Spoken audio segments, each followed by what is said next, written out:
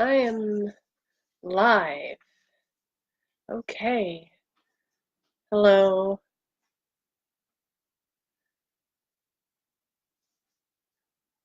Uh,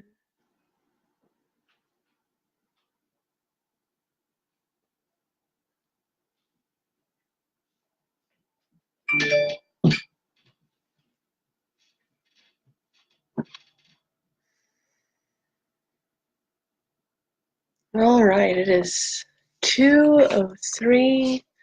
I'm giving folks time to come in. I would think that I'd get some kind of notification.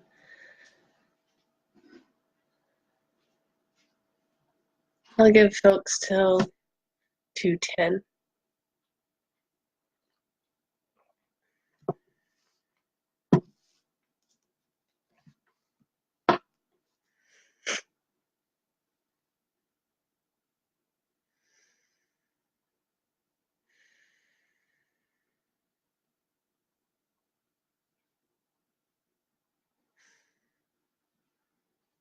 Hmm.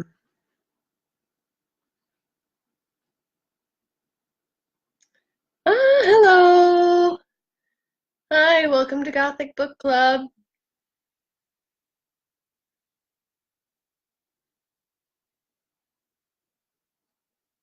Okay. Um,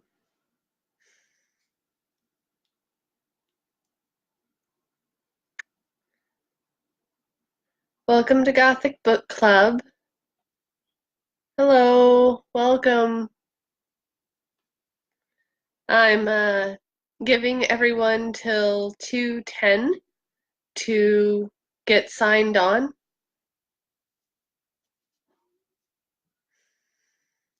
I'm giving everyone until for another 5 minutes to get signed on before I get started. So if you want to grab yourself some snacks and get your reading nook ready, and there they go again. Yeah, so if you want to get some snacks and some reading nook ready, we'll get this show on the road at 2:10. Uh, just giving everybody some time to get settled in. I figure that once I get started, it's going to take about 30 minutes to 45 minutes to talk about all the chapters.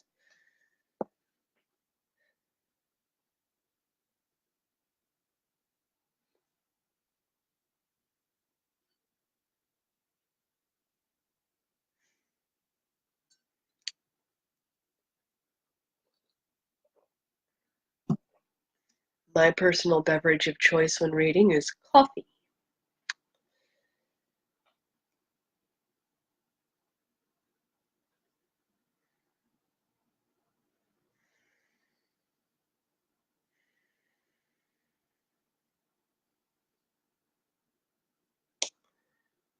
The glare from my screen is always just kind of there, and I'm always torn between being blind and not having that weird reflection and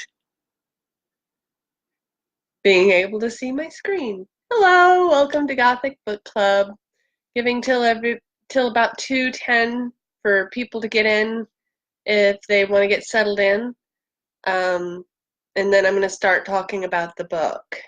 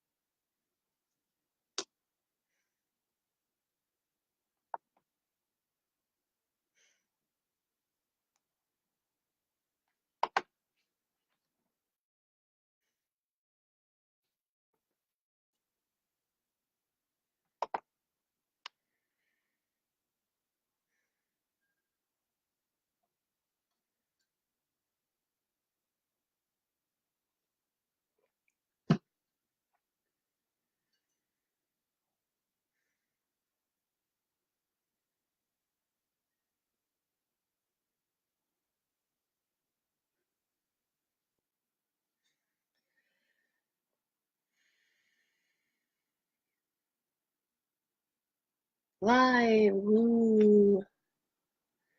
Yep.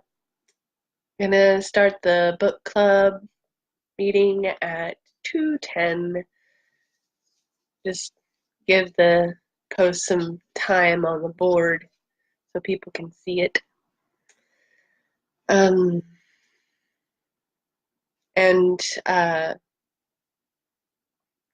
YouTube is still holding my live stream hostage, and so I had to come here onto Facebook. I figure that I can download it after I'm done and post it to YouTube from there.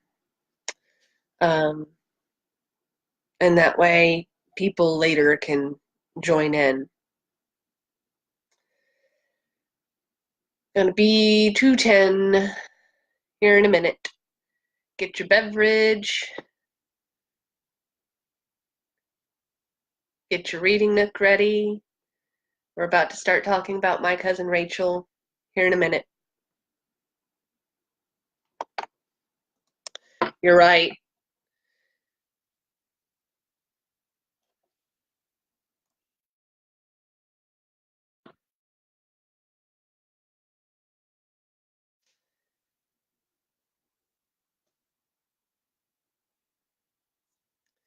But I'll still get my video out of it because I can download from Facebook with a third-party site.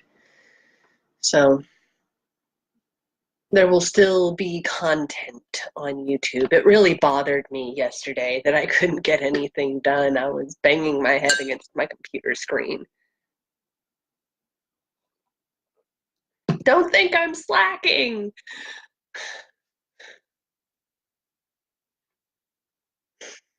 All right, it is 2:10. Last call.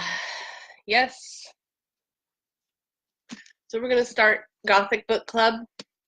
Our reading assignment was for My Cousin Rachel, the first 7 chapters, chapters 1 through 7.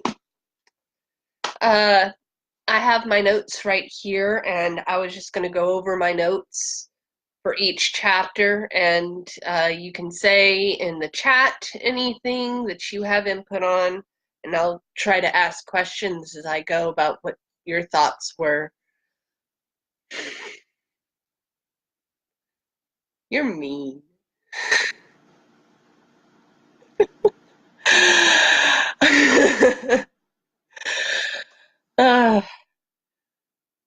If only you knew.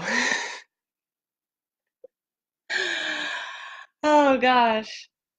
No. So just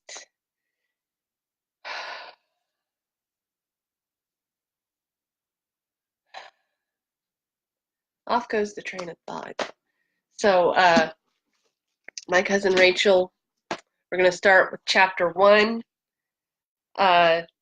In the beginning, it's really interesting to see how authors will introduce characters to you. Sometimes it gives a insight into who the character is and where they're coming from.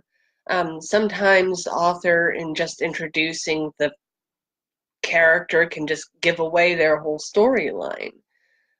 Knowing what I know about this book and seeing the way Philip was framed in chapter 1,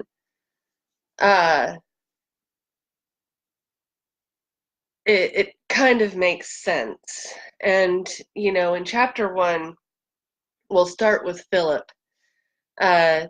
He is introduced as a little boy, and his cousin Ambrose, who we gather is his guardian, it has taken him to a very specific event, public hanging, and it wasn't an early on, like just after it happened. It was like 4 weeks later. So Philip has this interaction initially as a child with, and get this, his crime is possibly matricide. He killed his wife. So you start to see some real heavy foreshadowing for the rest of the book. Um, and that's chapter 1, Philip. And of course, we learn a little bit about Ambrose, and he is introduced as this authority figure, a very wise man. And, he sort of towers over Philip, and Philip just looks up to him like a hero. So that's how Ambrose is established in chapter 1. And towards the end of the chapter, Philip is reflecting on what he's about to tell us about as his readers. He's wondering if Rachel was actually innocent or guilty, or if he had been a different person, would he have made the same decisions? Now, I've got my own theories about Rachel, and I'll tell you about them as we get there. So, any questions or comments about chapter 1?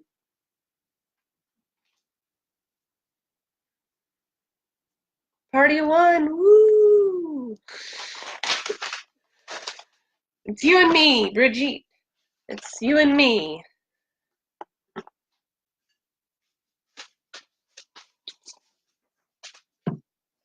Next is chapter 2.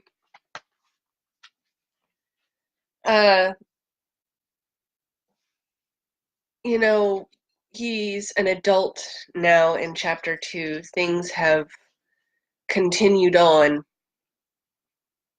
for him, and he's grown up and become a man. And chapter 2 sort of introduces us to Philip and Ambrose's relationship and how they interact with the society around them.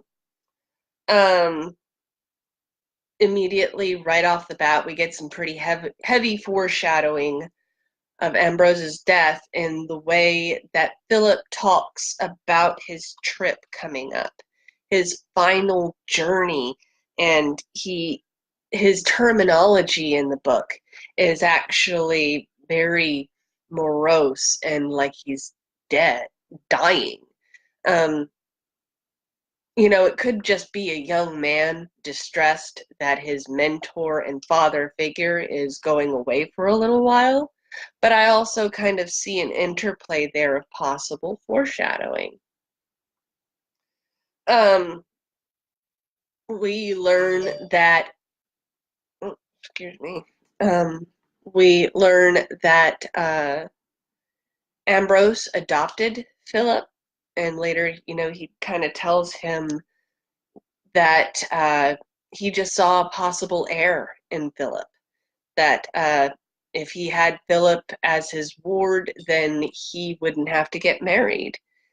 And here's where I'm going to bring up an interesting point about Ambrose.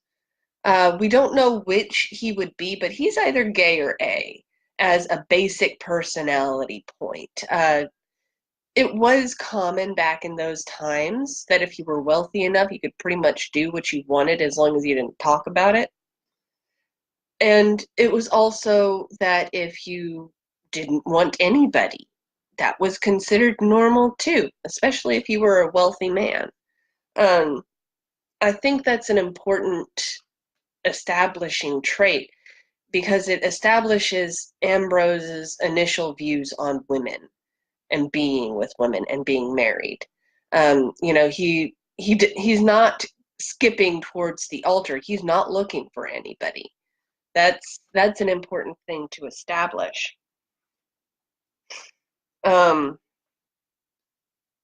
He trained Philip by hand. Philip relates one funny story that he learned his alphabet by Ambrose teaching him one swear word for every letter of the alphabet. He must have gone into some different languages there. I would like to see that alphabet list. That must have been funny.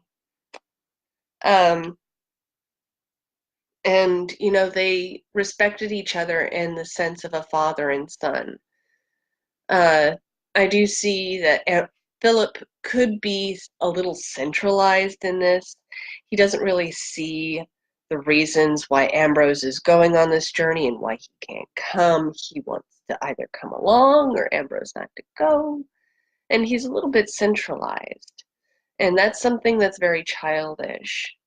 Um, we also are introduced to Nick Kendall, his godfather, and Nick Kendall's daughter, Louise. She is a possible love interest for Philip.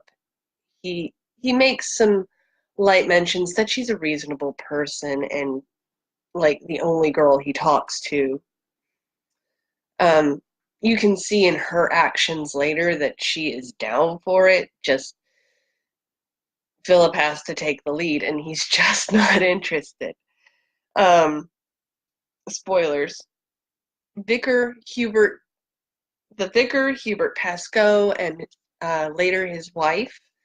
Um, these are some outside people to Philip.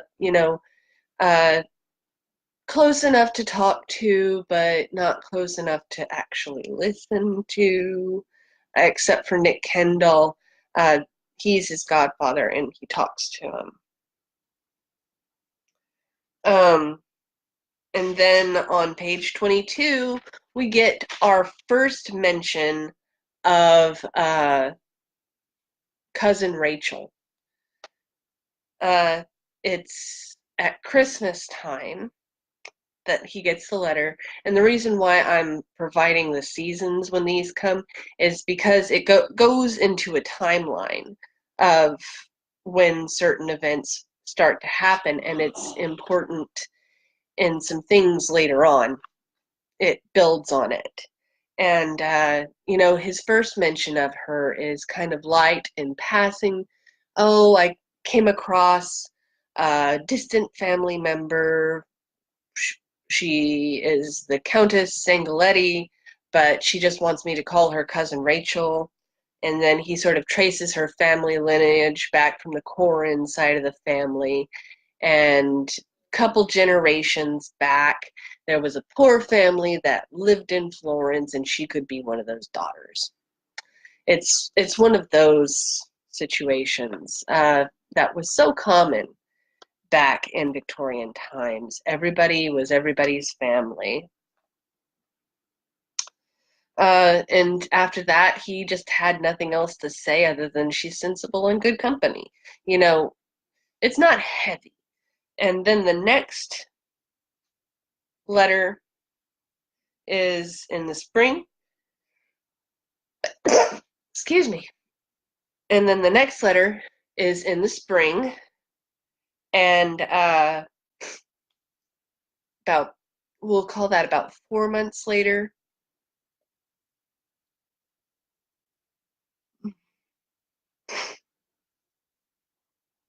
Uh, and we see in the letter that she's a little bit higher in his esteem. He is villainizing the Count Sangaletti, her deceased husband, and it could appear that Rachel could be uh,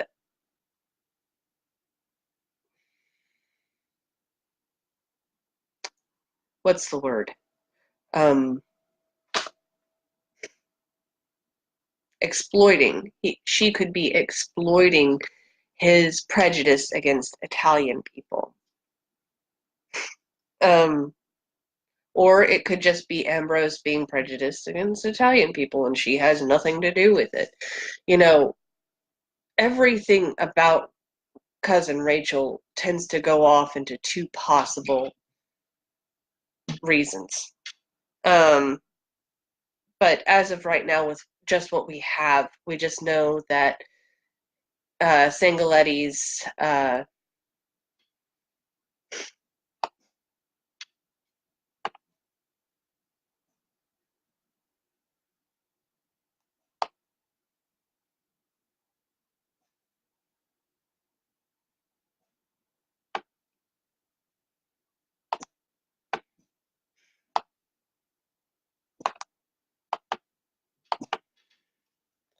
I just I just saw the rest of your comments.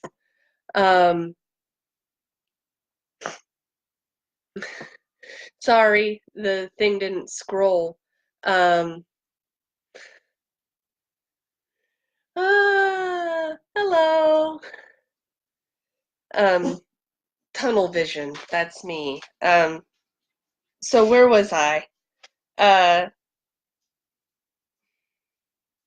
so the letter in the spring has Rachel coming up a little bit in Ambrose's esteem, and her deceased husband, he's been villainized, and it's almost like she's exploited his prejudice against Italian people, or it could be the other way around, and he's just prejudiced, and she has nothing to do with it. With Rachel, there's usually a forking. It could be one or the other, and then this is about when Philip asks Nick if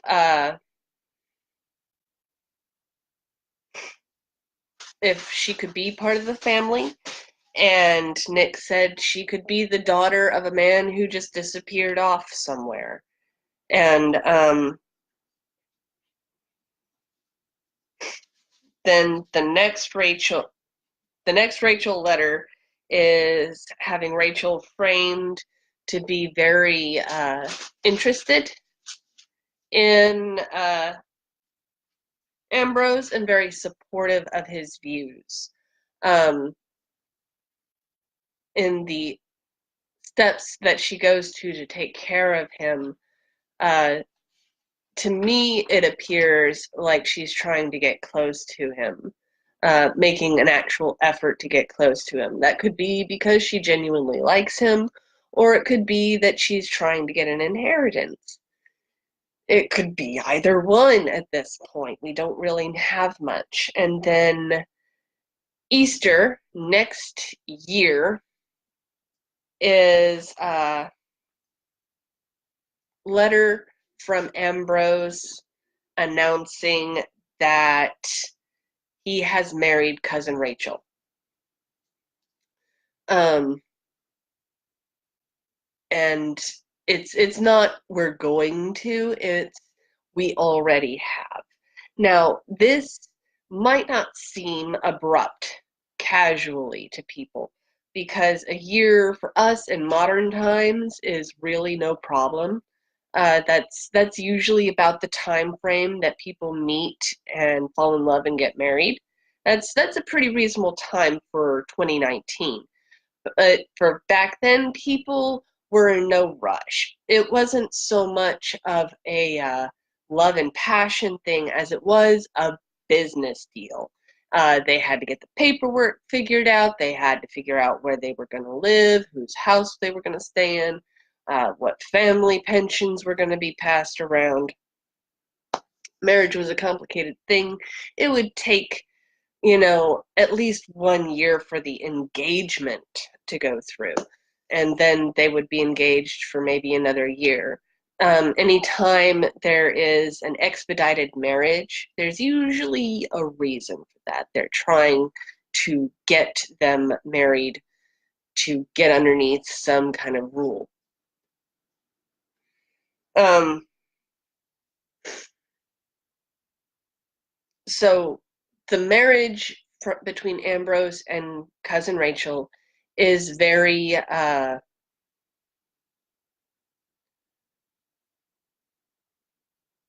it's very abrupt. The marriage is abrupt, and this is when Philip is sad at Ambrose's union.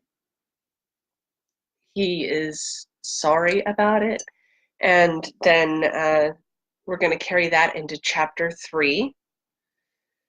But before we begin, any questions? Hello to people who come and go. Hi, welcome to the live show. Um,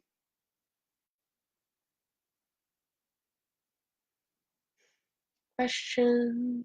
I see the thing scrolling again. Indeed, indeed, Brigitte. uh, it's all about the inheritance and all about who is getting what. And the whole sanctity of marriage thing is the biggest piece of gaslighting stuff I've ever seen. Any history buff should be clutching their pearls at that. Um,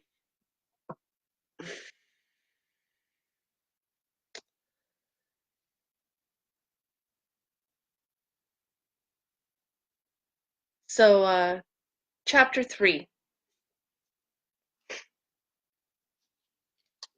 So we have those feelings from the announcement of Ambrose of his union with Rachel, and he goes into chapter 3 feeling that way. And then he hears about how happy everybody else is for Ambrose, that things are going to finally get better for him, and he's going to have all this stuff that he's going to do. And, you know, this is the first time we're seeing expectations of Rachel. Um, Mark that, just tally it, because in the next few chapters, she's getting set up to be a certain way, and just tally that. So everybody's so happy that Philip starts to feel ashamed of his feelings. Now remember, mentally he's not very mature.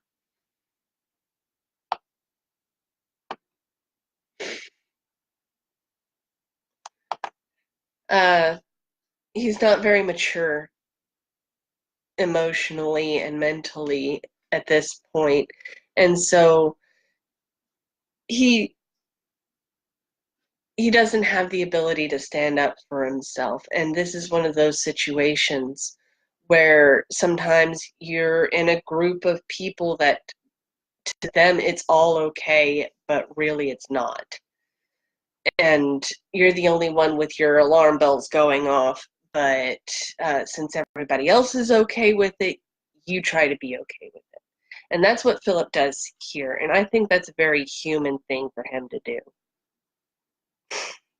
Um, and then he does the thing that we all do. We fake being happy about it to the people we care about because we want to support them. And then he hates himself even more for being fake. So he's kind of all over the place, and this whole chapter is setting up this expectation for cousin Rachel as she comes in, and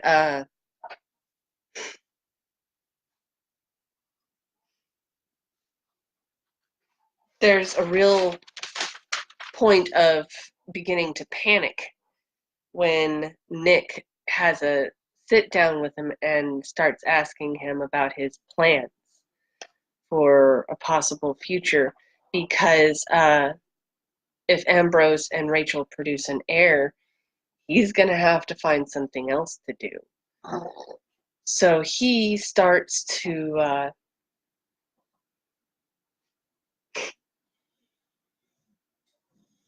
he starts to legitimately worry about what's going to happen when it comes to Rachel coming in the house.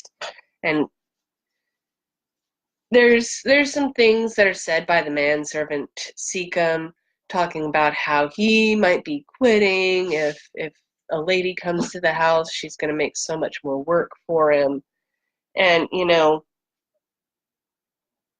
in the beginning of Ambrose's trip, Philip starts out to be uh, sad about it and want him to come home. And then after this whole thing with Rachel, Philip just wants him to stay away. And he is so relieved when he hears word of Ambrose's extended stay in Florence.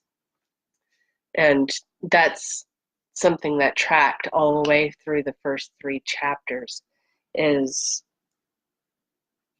is that change because of something he starts to dread.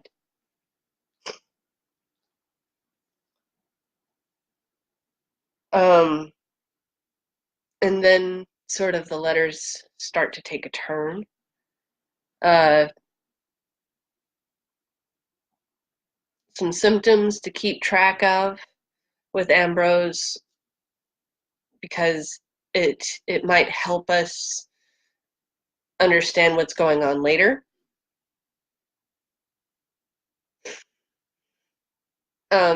He starts talking about having headaches and anxiety, and he has a real sense of homesickness.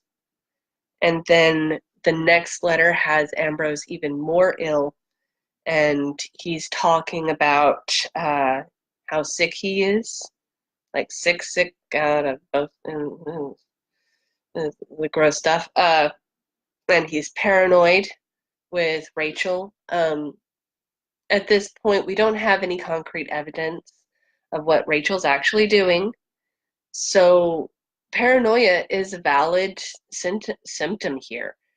He was talking about being anxious, and the next step up from anxiety is going to be paranoia. So we're going to see how that develops, and the headaches. Now, with the stomach upset, the paranoia, and the headaches, that sounds like arsenic poisoning. We don't have any evidence other than the symptoms right now. It could be some other mental affliction, but as of right now, that's just what we have. It doesn't always have to be malicious. If he is taking some kind of Victorian medicine, it could have arsenic in it. That arsenic was considered a thing back then. And so you could be getting it in a medicine, you could be getting it being transferred from a vessel that has arsenic in it. It could be gotten out of the water. Uh, it it all depends on a lot of things, and I think arsenic poisoning is what it is. As to whether or not it was malicious, there's that forking. We don't really know. Um, And it's with this letter that Philip decides to go ahead and leave for Florence.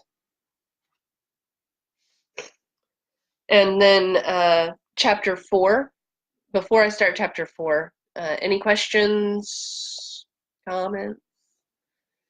Bridget and Lilith, party of two. Thanks for hanging out. Um,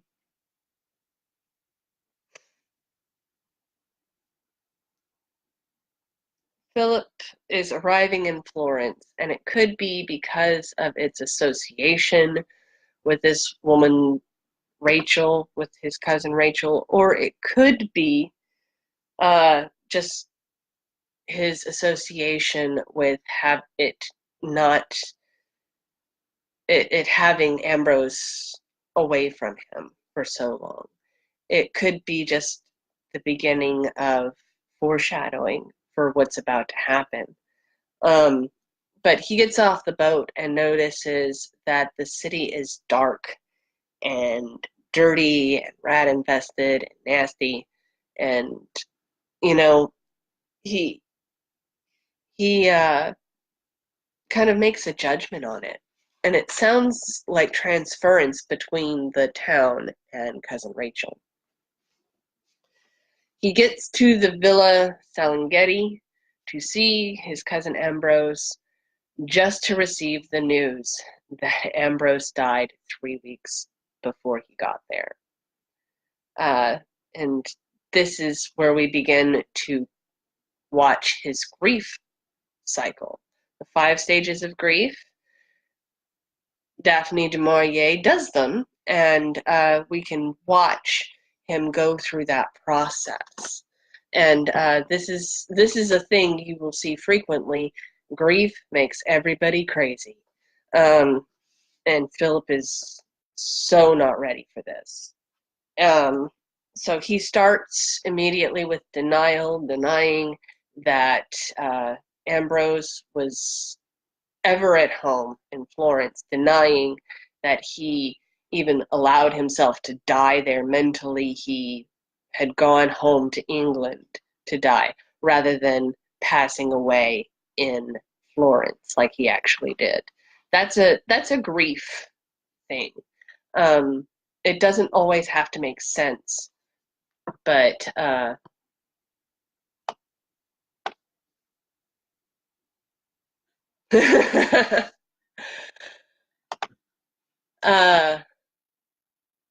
Florentino. Okay, is Florentino for the place in Italy? Yeah,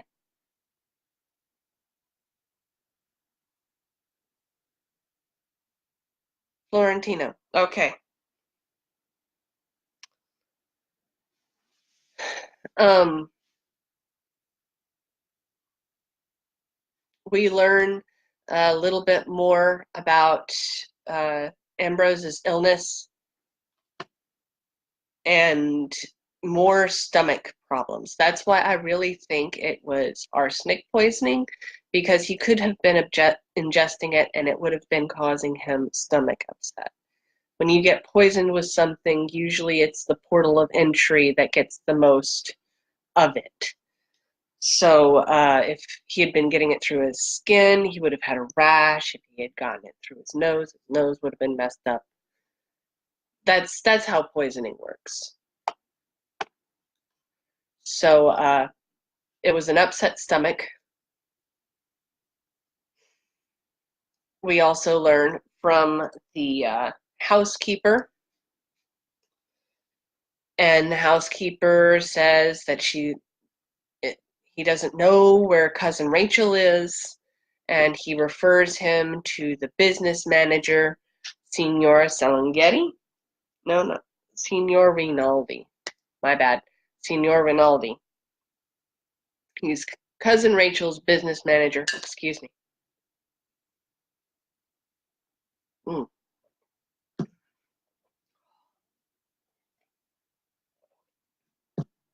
I'm sorry, I had to go in for the double tap. Mm, coffee. Um, so he refers him to Signor Rinaldi, and he gets him the address. And on the way back out of the villa, Sangaletti, uh, he notices Ambrose's old hat, and he grabs it. He's kind of upset that Ambrose's belongings and effects weren't at the villa, um, and so that's kind of where.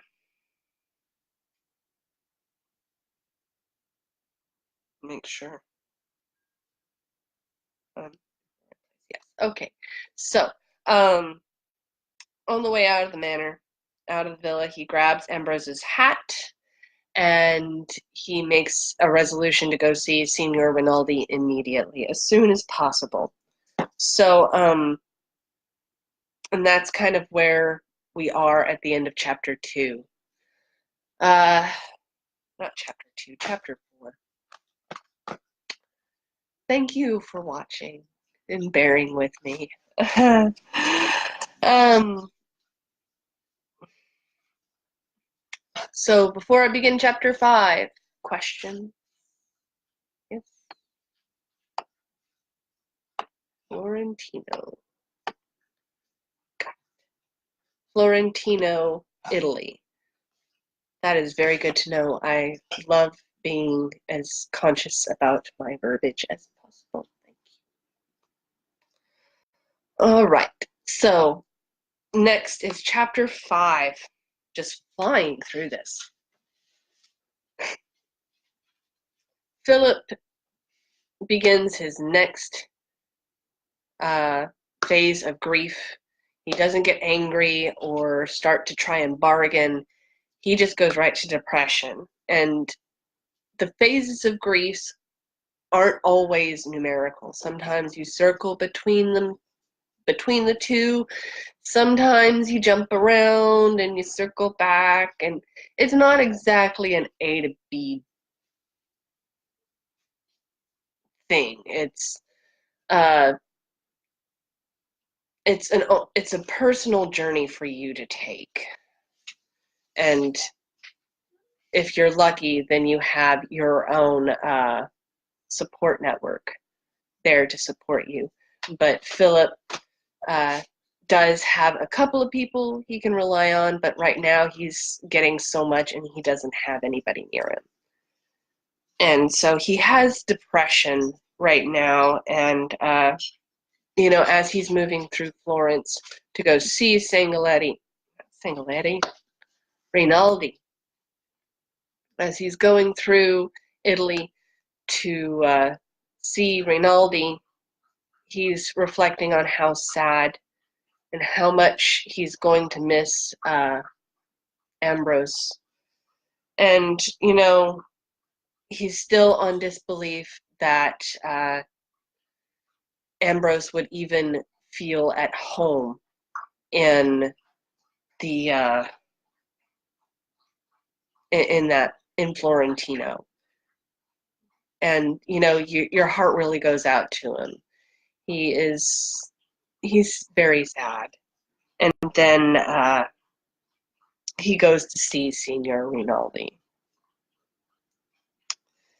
And Rinaldi remarks that I'm sorry, my dog was acting up. Mojo, stop that, please. Thank you.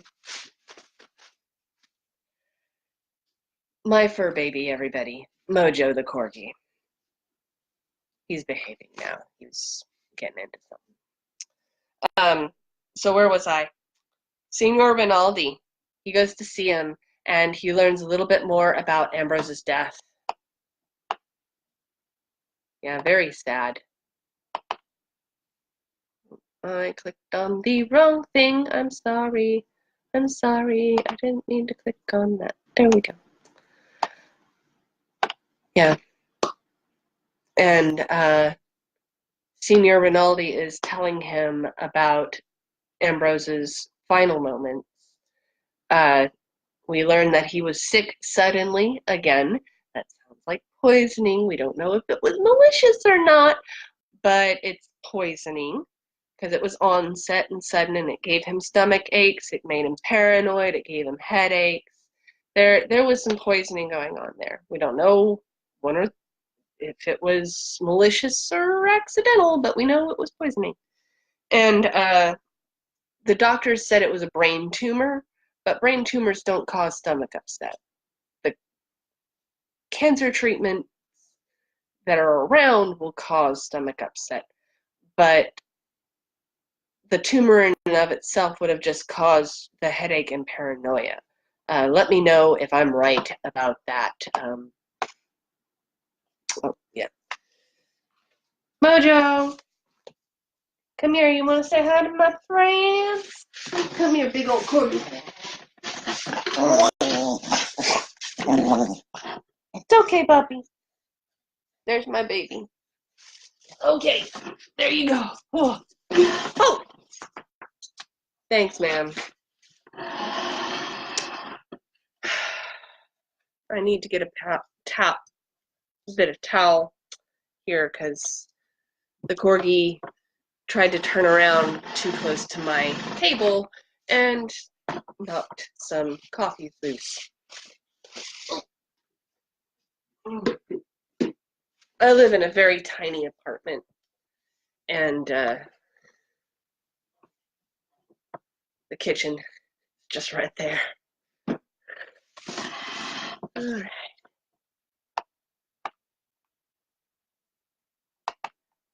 I am not licensed to be a doctor. I went to nursing school for a little over a year. Long story short, too stressful. The medical field just makes me all crazy. Generally speaking, you can go online, and if you know what you're looking at, don't go to Mayo Clinic and put in your symptoms. That is not what you do. because you will always have cancer. According to Mayo Clinic, you will always have cancer in Mayo Clinic if you don't know what you're looking for. Now, if you get a diagnosis you're not sure about and the doctor didn't describe it to you clearly enough, you can go and look up your diagnosis on Mayo Clinic. That is always a really good idea. And always look up your prescriptions. Ex-nursing student, ex-CNA, side note there. Always look that stuff up. Medical websites like Mayo Clinic and WebMD often have some really great advice for you if you already know what you have. Do not use those websites to self-diagnose. That's how you hurt yourself. But if you have gone to a doctor and you aren't sure about what to do about your diagnosis, WebMD and Mayo Clinic. They also have like good general upkeep advice, like if you are destined for a surgery in the future, or if you are having this test come up, WebMD or Mayo Clinic will give you free medical advice on how to prepare for that. So that's how those engines are meant to be used. Can't be a doctor, though. I know you were just kidding. Sorry. I didn't mean to nerd all over you here. I've got a towel. Just wipe that off. I didn't mean to do that. Sorry. I'm such a nerd. Sorry. So chapter 5. We were talking to Reynaldi. Being live has made me nervous. I'm not used to having people watch me do this live. But Signor Reynaldi explains his illness to him, and that's when we start to see the other phase of grief come in. Philip gets angry at the way Signor Rinaldi is describing Ambrose's illness, and he's not doing it in a soft way.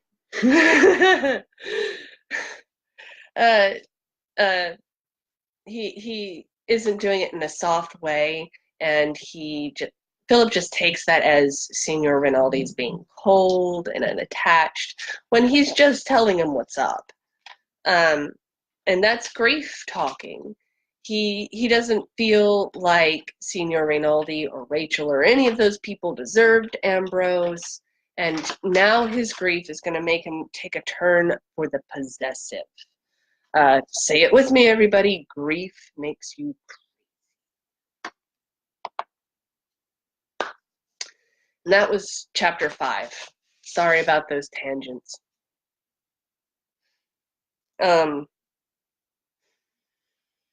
Questions about chapter 5? The grief process that we see Philip go through, the 3 phases between depression, denial and anger. Oh, yes, I didn't mention it, but Philip does learn from Signor Rinaldi that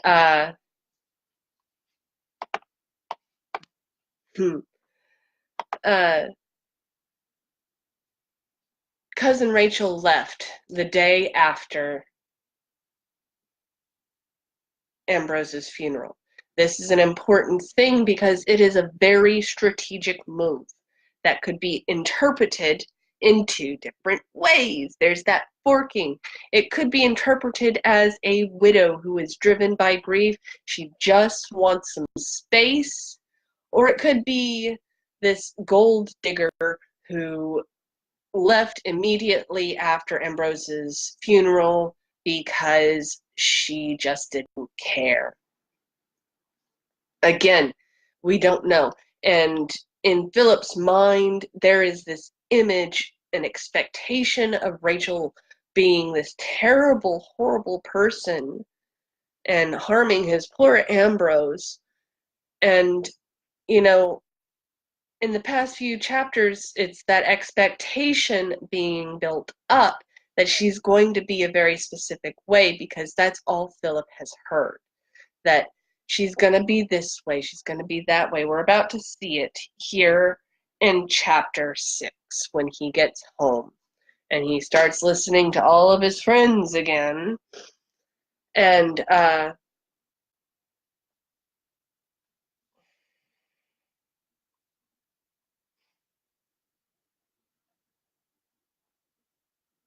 Philip gets home and he's so happy and relieved to be home that he kind of forgets his grief for a couple minutes.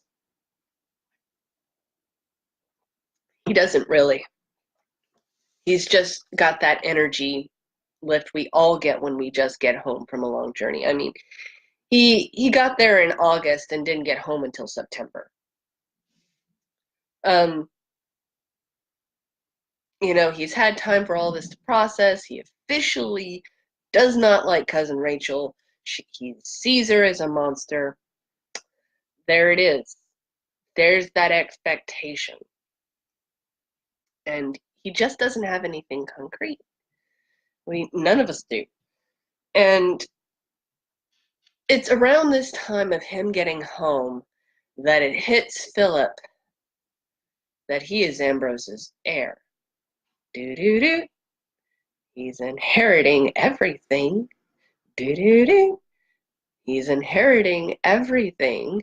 And he gets that into his head and he starts to behave differently. He starts to notice the servants of the house treating him differently. The manservant is talking to him more formally than he used to. So he's come home to that as well. So not only does he have some relief about from not only does he have that weighing on his mind, because right now he's happy about it, but it's also a little bit scary to have all those people counting on your decision-making skills. Being a landowner is actually very stressful, especially back in those times. You had a lot of people relying on you. The whole town would rely on you. But he has that on his mind as well as sitting in the back seat, just this undealt with grief. And that starts to have an effect on Philip. So now not only do we have Philip grieving for the loss of Ambrose, he also has this whole new responsibility weighing on him now. And then cousin Rachel, Lord knows where she's at right now, and she's got Ambrose's stuff, which he's pretending he doesn't care, but he really does. And Godfather Nick points it out to him, you got everything, what does it matter? And Philip doesn't even know why in and of himself. He's not really sure. He just knows he wants it. And I think that's as much of an attempt to jab at Rachel as it is to deal with his grief. Maybe if he could get that stuff back, he could get Ambrose back. Some bit of bargaining. Very sad. Grief makes you crazy. And of course, he is still angry at Rachel. He's all out blaming Rachel in this chapter for Ambrose's death. He doesn't have any concrete evidence, just the letters from Ambrose, who was sick and paranoid. He was being poisoned, but we don't know if it was Rachel or if it was the doctors, if it was the business manager. We've seen plot lines like that. So there's a point where Philip confides in Nick about his feelings for Rachel, that she poisoned and caused Ambrose's death. And he said, whether or not I believe you, I will not say, but I will tell you as your lawyer, don't tell anybody else that, because Rachel could sue. Now, that's a friend telling you that something you're not doing isn't quite right, and maybe you should consider something else.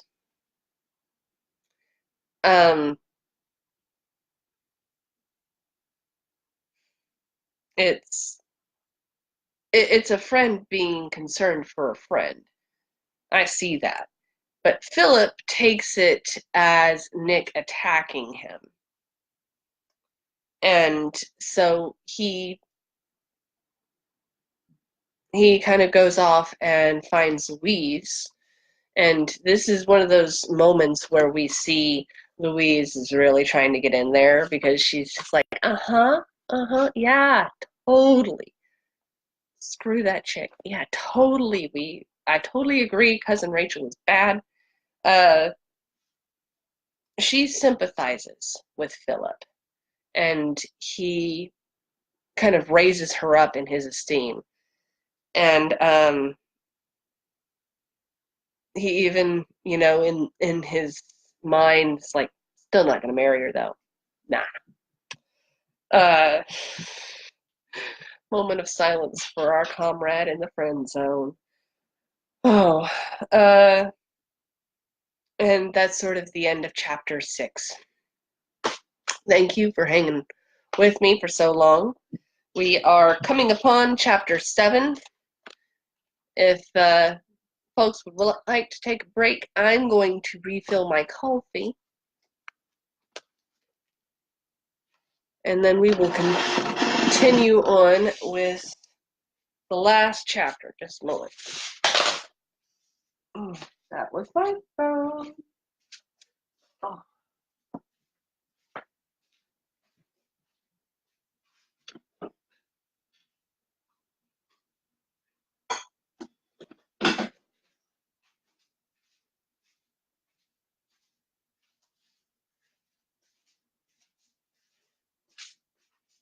Okay.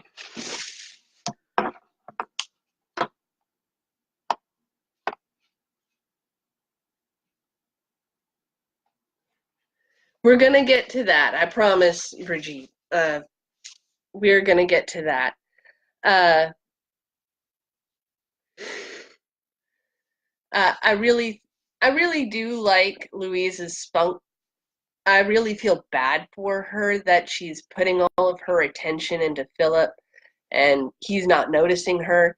And she's just so full of life, and she really is a sweet, sweet lady. I really sympathize with Louise. I do.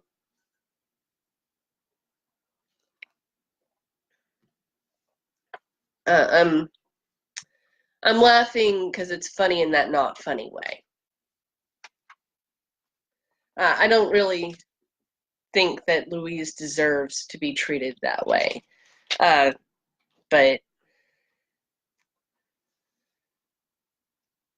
that's how he's treating her. He doesn't see what she is yet. But maybe as the book progresses, we'll see her change in his eyes. Right now he's being very childish, and he doesn't see the value in Louise yet, or in how she is supportive of him. No matter what he says, she supports him, which that is a quality you look for in your forever person. And I think that maybe when he matures in the book and gets to have a more mature mind and grows from this experience, like I know he will, I'm betting that Louise is going to be up. If nothing bad. Don't spoil it for me. Don't spoil it for me. I knocked on wood and it's dark. Um, as he matures, I'm betting that she's going to be first in line. Um,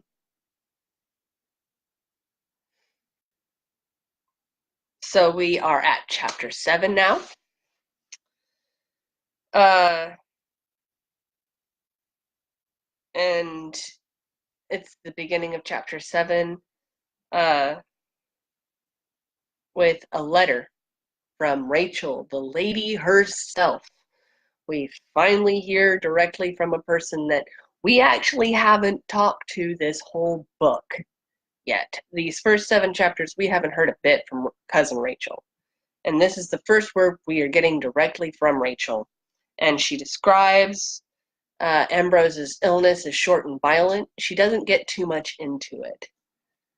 That could be that she was a lady and didn't want any part of it and wanted to remember Ambrose as he was and trying to be nice, or it could be the other way and she's downplaying her guilt, the way she describes his illness in her letters. Um, she also mentions intending to give uh, Philip Ambrose's things. It's been a thing that Philip's been wanting. This could be a manipulation or this could be genuine behavior. Um, again, it forks off. Uh, and she gives intent to come visit. So she's asking, she's saying that she's going to be in the area soon and she wants to know if she can come see him and give him these things. And Nick kind of pulls rank on Philip and says she didn't get anything and now she's trying to give you the last of Ambrose that she has. This is genuine behavior to me. I'm inviting her down and it's tough for you.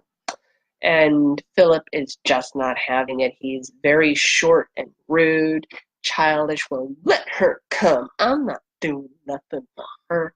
And he kind of breaks down like that and acts so childishly.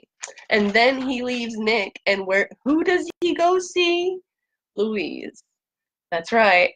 He goes to vent to Louise, and there she is, supporting him. Philip is so blind, but she supports him, and and in the process of that, she kind of asks a little bit of a question, and Philip gets angry at her for it. Like, well, the house is a little dusty. Couldn't you just clean it? Just because she's a lady and she's got these expectations of what the house should be. And Philip gets angry at Louise for it. Not fair.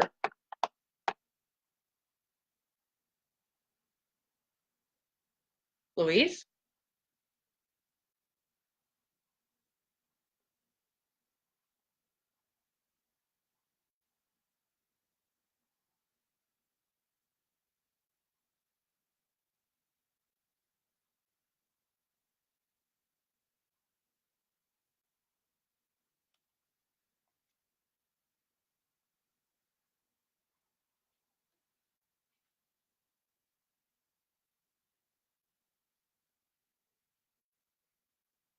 Uh, Rachel or Louise? I was so lost there for a minute. I didn't know what was going on. Oh goodness. I, I was like, I thought you liked Louise. What did she do? Ah, oh goodness. Hmm.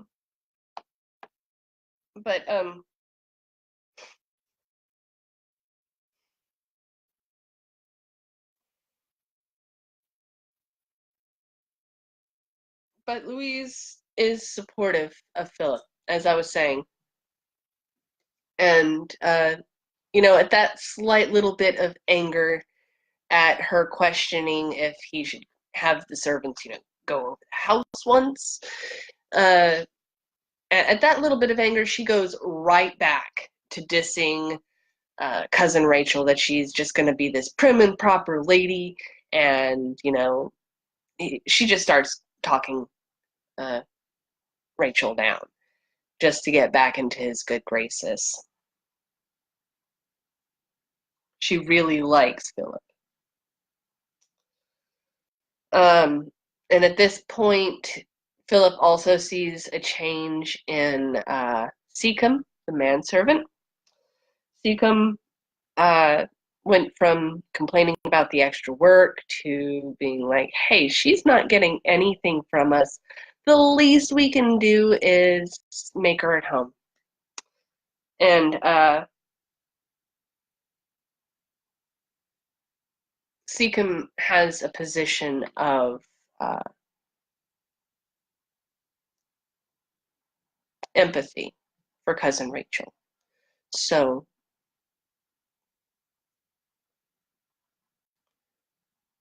you see that change from his initial expectation to what he's saying now.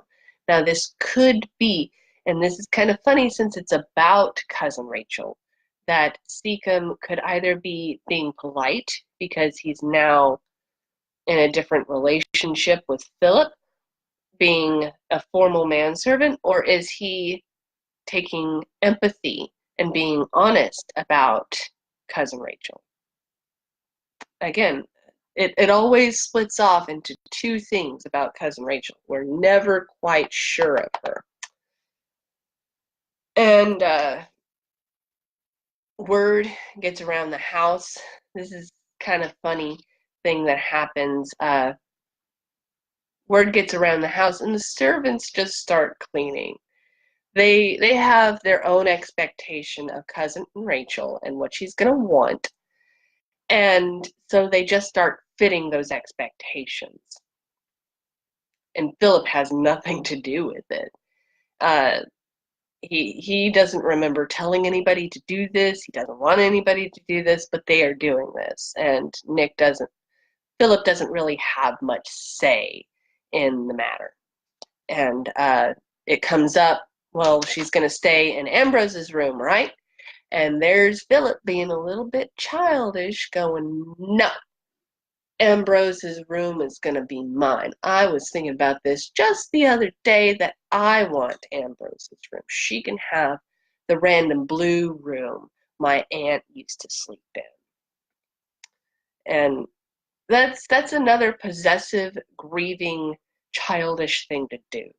Uh, he's wanting to keep what he thinks of as sacred and Ambrose away from cousin Rachel. He's trying to hold that as close to himself as possible.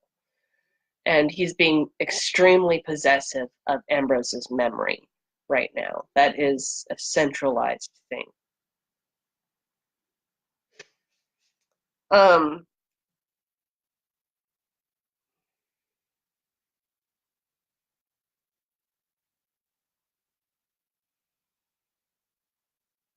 at the end of the day, Philip is walking through and looking at all the preparations, and he's walking through the blue room that's been prepared for her, and it's like a series of 3 rooms. And in his journey through this room, he finds a portrait of Ambrose when he is younger.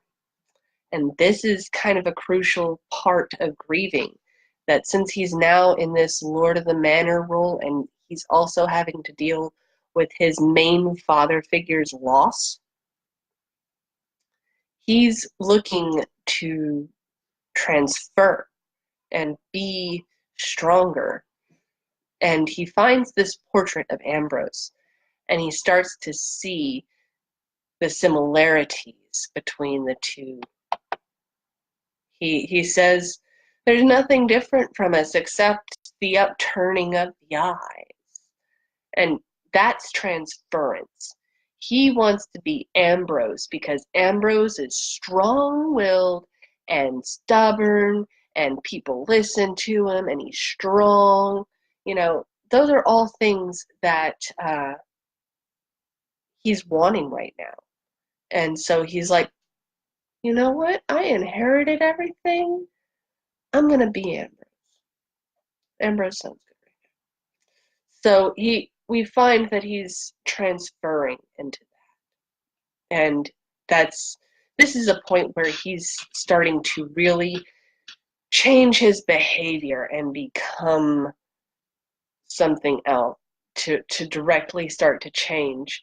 And he thinks that involves talking to the servants less, so he gets to be a little bit narcissistic and snobby towards them. There's a couple cues we see him miss with Seacom. Seacom's wanting to talk to him, and we see a cue where Seacom might want to talk, but Nick passes it up, thinking that's what he's supposed to do.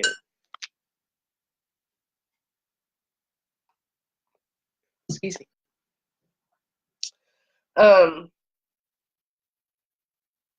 So we have this expectation. I'm sorry, I skipped ahead. So we have that transference there. And at the same time, we still have his own childish thoughts and this expectation he has of cousin Rachel coming. And he comes out with this maniacal plan, complete with chipmunk maniacal plan laugh, that he's going to play this mean trick on cousin Rachel when she comes into town. And he's expecting her to get in at 5, so he's going to stay out till 6 and make her wait in the drawing room before she can eat dinner. Ha ha. I'm sorry, that's not something mature people do. He's so childish. And so he goes out riding, and he takes his own sweet time and doesn't get home until 7. And this is where we first get an interaction with cousin Rachel. And it's not that she's even in it yet. There isn't any luggage in the front room. She didn't bring anything except for Ambrose's belongings and a couple bags of her own. Expectation of cousin Rachel subverted. She is not in the drawing room. She wasn't hungry when she got home. She just went straight to her room and went to bed. Second expectation of cousin Rachel subverted. She just came in and did the opposite. And I told you she was going to do this. Expectations subverted.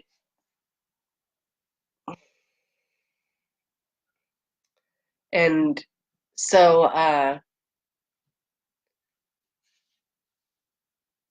Philip goes about his evening business, like, I'll take dinner at this time. And the end of the chapter has him going to see cousin Rachel in her room. And that is going to be the end of book club. Please feel free to rewind and rewatch this. I'm going to try to make sure I really hope I am not about to lose all this footage. But we're going to do this. I thank you so much for coming in and joining me on the first 7 chapters.